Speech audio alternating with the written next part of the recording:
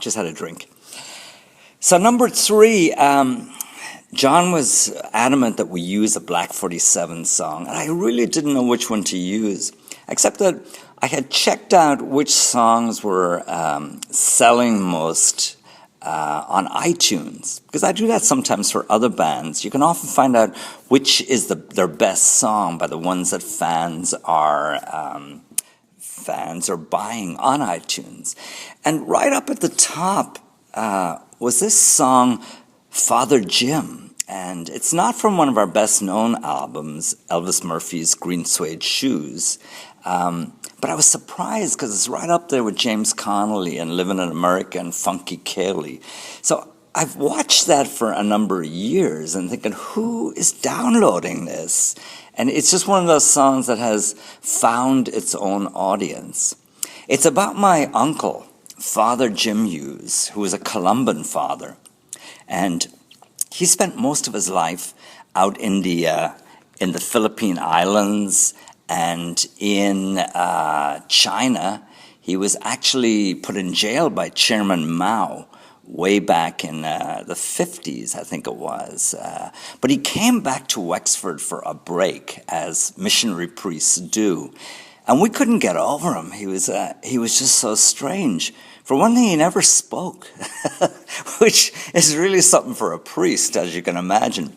He was the most popular priest in Wexford because he could say the Mass in around 15 minutes, on a slow day. If he was up to speed, he could do it in about a dozen minutes.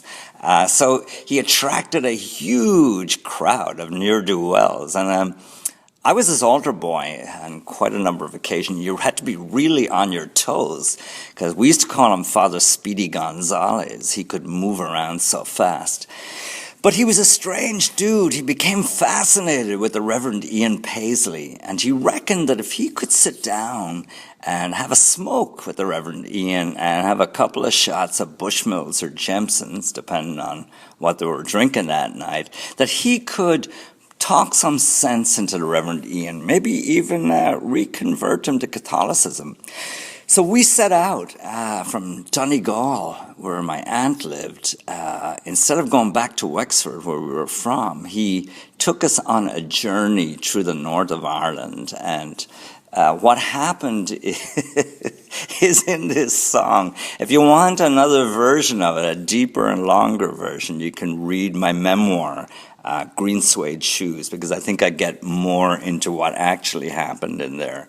But what happened in the song, as you hear it, Uncle Jim, all this happened in real life and more on top of everything else. So that's the Black 47 song. What we got next? Patrick McGuire. Ah, man, You're So Beautiful. It's the 4th song. This song is a hit. From the very first time I heard this song in Paddy Riley's, when Pat sang it with Spare Moore. Big Sky was Spare Moore's translation. I think they played Friday nights, if I remember rightly, in Paddy Riley's. Black 47 played Wednesdays and Saturdays, and the Rogues March played on Sunday, and so Spare Moore and Pat played on Fridays. And I heard this song, and I've heard this song so many times on jukeboxes around New York City. You don't hear it much anyplace else. But no matter what happens, when that song comes on, everyone stops and everybody sings along with it. It has just an incredible hook. Patrick, or Pat, is living in Galway now, and one of my missions in life is to make this song a hit, because I just know it. I feel I got a bit of talent for picking good songs at this point because of Celtic Crush and writing so many of them at Black 47. So I intend to make the song a hit, and you can help me. Number 5 is the Waterboys. I interviewed Mike Scott and Steve Wickham up in Sirius at one point, and we got talking about songs and about whatever, and I went to see them play, and I got into a correspondence with Mike over different things. I told him about this album, and he said, "Sure, man, I'll give you a song, but a lot of our songs are tied up, and it's going to be hard to get releases from them." And God, I know how that is myself, dealing with EMI and every mistake imaginable, and mercury poisoning. Who was it said that? Someone had a song out called Mercury Poisoning.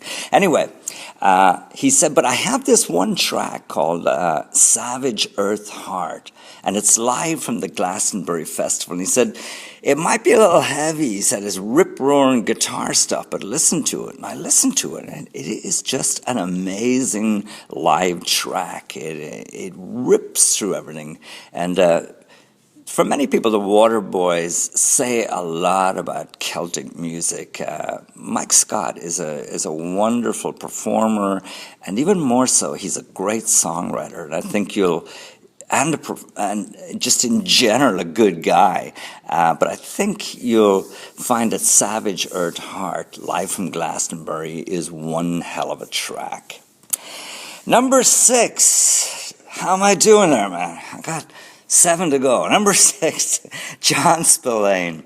I have to give thanks to Kathleen Biggins on 1,000 Welcomes on WFUV here in New York for turning me on to John Spillane. I was driving at one point up around Connecticut, and she played this track, Bulla McCree, by John Spillane and Louis Dupuer. Bulla McCree means the beat of my heart. And I had to actually pull over to the side of the highway and just to listen to the song. It was so good.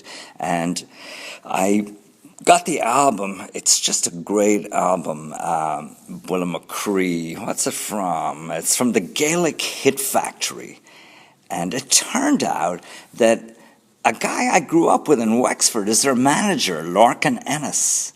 And I got in touch with Lorcan about this. I said, I have to have a John Spillane track on here because he's so popular on Celtic Crush and so popular with me. I just love the sound of Bulla McCree, the beat of my heart. So take a listen. Number 7, Celtic Cross. So I get to talk about the beautiful Kathleen Fee. Now, Kathleen is one of my favorite singers. She's helped Black 47 out on our track Wedding Reel. You can hear that on the Bankers and Gangsters album. But she's also one of my favorite people, and she's one of the VCs. There's 2 VC brothers, and that was Kathleen's maiden name. They're a really fine band, and they're coming more into their own. This band's been going, I don't know, Jesus, must be 25 years, at least 20 years anyway, that I've seen them around. But they're a band that's kind of coming into their own as time goes along. They've made the decision to go much more original, and they have an original take on the music, mixing in funk beats with the Irish traditional music that they're so used to. And then you have Kathleen with the blazing red hair there. God bless her, one fine lump of an Irish girl. She'll kill me for this. But anyway, I'm an admirer, and I'm an admirer of Celtic Cross. And I think you like this feel from 22. It's just you can almost feel the guys in the studio just having a go at this and putting it together. You know, it's a jam, and it works out.